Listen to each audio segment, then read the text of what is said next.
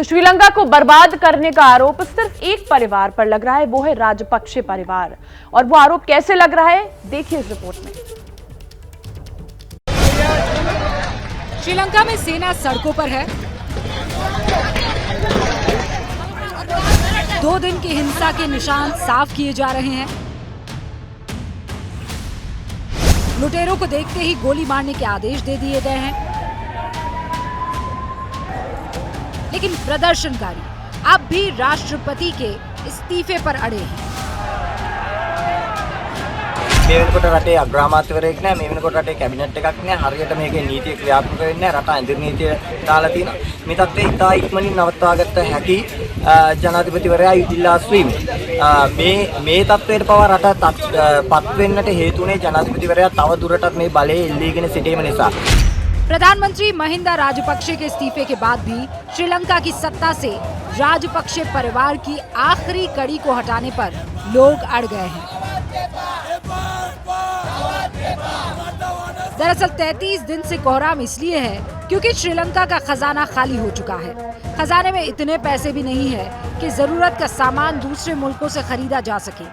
इतना ही नहीं, सोमवार को शांत प्रदर्शनकारियों पर हमला हुआ, जिसके बाद देश भर में प्रदर्शनकारी उग्र हो गए। जगह जगह आगजनी हुई। ये तस्वीर राजपक्षे परिवार के घर को आग लगाए जाने की है। या फिर ये देखिए, जहां राजपक्षे परिवार की महंगी गाड़ियों को जला दिया गया, जिसमें लैम्बोर्गिनी जैसी गाड़ियां भी थी। दरअसल जनता राजपक्षे परिवार को मौजूदा हालात का जिम्मेदार मान रही है। The key demand was that the president, Gotabaya Rajapaksa, resigns and that he's held accountable, as well as the entire regime around him is held accountable. पिछले 2 दशक से श्रीलंका में सरकार का मतलब राजपक्षे परिवार ही है। जिन फैसलों के कारण श्रीलंका की दुर्गति हुई है, वो फैसले भी राजपक्षे सरकार ने किए। कैसे राजपक्षे परिवार ने सत्ता पर कब्जा किया, इसे समझिए। 4 भाइयों में गोटाबाया राजपक्षे अभी भी राष्ट्रपति पद पर काबिज है। महिंदा राजपक्षे के पास प्रधानमंत्री का पद था, जिनके बेटे नमल राजपक्षे के पास खेल मंत्री का पद था। दूसरा बेटा योशिया पूर्व चीफ ऑफ स्टाफ था। तीसरा भाई बसिल राजपक्षे पूर्व वित्त मंत्री। चौथा भाई चमल राजपक्षे सिंचाई मंत्री, जबकि उनका बेटा शशीन्द्र खाद्यान्न मंत्री था। राजपक्षे का परिवारवाद सिर्फ राजनीति तक ही सीमित नहीं है। परिवार के जो सदस्य राजनीति में दिलचस्पी नहीं रखते, उन्हें राजपक्षे सरकार ने बड़े बड़े ओहदों पर बिठा रखा था। दशकों से यही परिवार श्रीलंका की राजनीति को तय कर रहा है। यही वजह है कि प्रदर्शनकारी गोटाबाया के नीचे मानने को तैयार नहीं है। अब श्रीलंका में अंतरिम सरकार के गठन के साथ राष्ट्रपति की शक्तियां कम करने की मांग हो रही है। पिता एल्विन मैथ्यू राजनीति में थे। 1967 में उनकी मौत के बाद महिंदा ने राजनीति में कदम रखा। चंद्रिका कुमार तुंगा की सरकार में महिंदा कैबिनेट मिनिस्टर थे। चंद्रिका के बाद महिंदा राष्ट्रपति बने और तब उन्होंने अमेरिका में बसे अपने भाई गोटबाया को बुलाकर गृह मंत्री बनाया। LTTE विरोधी अभियान में राजपक्षे परिवार बेलगाम हुआ।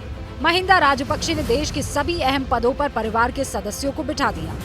एक वक्त ऐसा भी आया कि राजपक्षे परिवार के 40 सदस्य सरकार में किसी न किसी पद पर थे।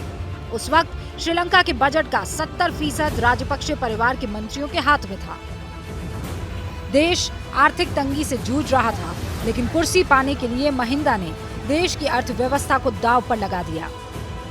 राजपक्षे परिवार की गलतियां क्या थी, वो भी देखिए। LTTE विरोधी अभियान के लिए चीन से उसने मदद ली।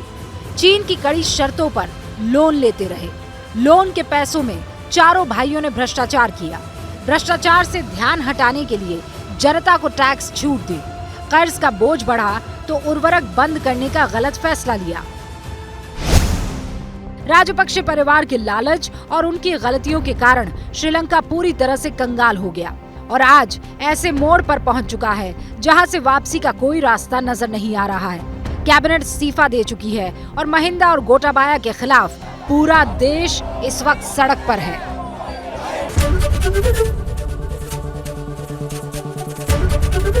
ABP न्यूज आपको रखे आगे।